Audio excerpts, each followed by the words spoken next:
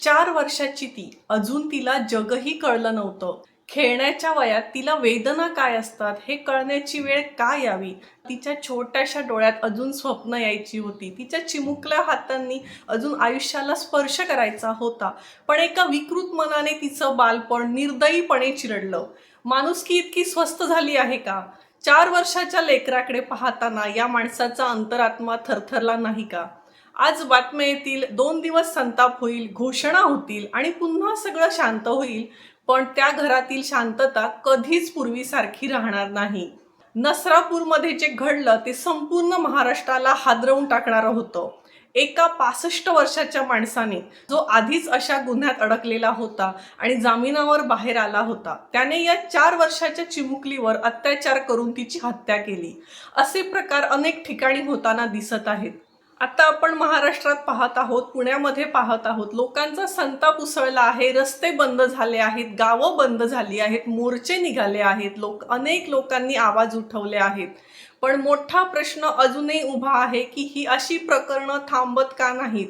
हा आरोपी आधीपासूनच जर गुन्हेगार होता तरी तो जामिनावर बाहेर का आला आणि पुन्हा त्याने गुन्हा का केला? मग शिक्षा देण्याचा काय उद्देश, काय उपयोग या शिक्षेचा? जेलमध्ये गेल्यावर त्याच्यात काहीच बदल झाला नाही का? कोणी याला तपासलं नाही का की याच्यात काही बदल झाला आहे की नाही? जर याच्यामध्ये बदलच झाला नाही तर अशा विकृत मानसिकतेला का बाहेर सोडलं? आज असं वाटायला लागलंय की आपल्या समाजात कायद्याचा धाकच उरलेला नाही. सरकार सांगतं जलद न्याय मिळेल, जलद न्याय मिळेल, पण वर्षानुवर्षे केसेस या चालतच आहेत आणि हे सगळे गुन्हेगार मोकाट फिरतायत आणि त्याच्यामुळे पुन्हा गुन्हे करतायत. पुन्हा संताप, पुन्हा शांतता.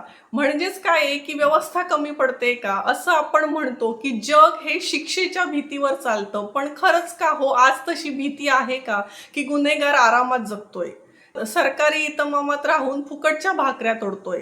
आज सगळीकडे पहा, आपण टीव्ही लावा, न्यूज चॅनल पहा, मोबाईल पहा, यूट्यूब पहा, सगळीकडे सोशल मीडियावर, न्यूज चॅनलवर याच बातम्या आहेत. पण ज्याचं जातं त्यालाच कळतं. त्या कुटुंबाचा कोणी विचार केलाय का? त्या आईबापांचं आयुष्य कायमचं उद्ध्वस्त झालंय. आज प्रत्येक बापाला आणि प्रत्येक आईला आपल्या मुलीच्या काळजीने भीती वाटायला लागली आहे आणि ही भीती वाटणं अगदी साहजिक आहे. आज प्रत्येक पालक घाबरलाय. आपल्या मुलीकडे पाहताना यांचं मन दडपून जातं, यांचं काळीज तुटतंय. छत्रपती शिवाजी महाराजांच्या महाराष्ट्रात आपण राहत आहोत. छत्रपती शिवाजी महाराजांच्या काळात अशा गुन्ह्यांना कठोर शिक्षा दिली जायची म्हणून भीती होती असे गुन्हे करताना. त्याच्यामुळे गुन्हे आपोआपच कमी होत होते. आज तशी शिक्षा का नाही? आज गरज आहे कठोर शिक्षेची. तुम्ही धर्मनिरपेक्ष, तुम्ही संविधानाचे नियम सगळं बरोबर आहे, पण एखाद्या चिमुकल्या जीवावर जेव्हा येतं तेव्हा 10 वेळा विचार करणं अत्यंत आवश्यकता आहे. कारण आज गरज आहे कठोर शिक्षेची. अशी शिक्षा की पुन्हा कोणाच्याही मनात असे गुन्हे करायची हिंमतच होणार नाही. या विकृत मानसिकतेला आळा बसणं ही अत्यंत काळाची गरज आहे. आणि एक गोष्ट, आपण फक्त सरकार काय करत नाही, सरकारने हे करावं, सरकारने ते करावं असं जे म्हणतोय, तर सरकारकडे बोट दाखवून काही उपयोग नाही. कारण जेव्हा आपण समोरच्याकडे बोट दाखवतो तेव्हा 4 बोटही आपल्याकडे असतात. आपण सगळंच म्हणतोय की सरकारने हे करावं, ते करावं, पण आपणही या समाजाचे नागरिक आहोत. आपली जबाबदारी काय आहे हे पण आपण पाहणं गरजेचं आहे.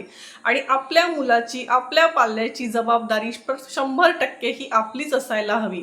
आपलं मूल कुठे जातं, काय करतं, कोणाच्या संपर्कात आहे, हे आपण लक्ष देतोय का हे सुद्धा पाहणं तितकंच आवश्यक आहे. आपण त्यांना योग्य संस्कार कोणते देतोय, आपल्या धर्माचं, आपल्या मूल्यांचं शिक्षण देतोय का, हेही सगळंच तितकं पाहणं गरजेचं आहे. मी तर म्हणते सरकारने शाळांमध्ये धर्मशिक्षण सुरू करावं. पालकांनी डोळे उघडे ठेवले पाहिजे, सजग राहिलं पाहिजे, आपल्या मुलांची काळजी घेतली पाहिजे. कारण उद्या असं आपल्या घरात होऊ नये यासाठी आपण जागं होणं हे अत्यंत काळाची गरज बनलेलं आहे. आणि शेवटी एकच प्रश्न की आपण खरंच माणूस म्हणून अजून जिवंत आहोत का? तुमचं मत काय आहे? कमेंटमध्ये नक्की सांगा. जय महाराष्ट्र.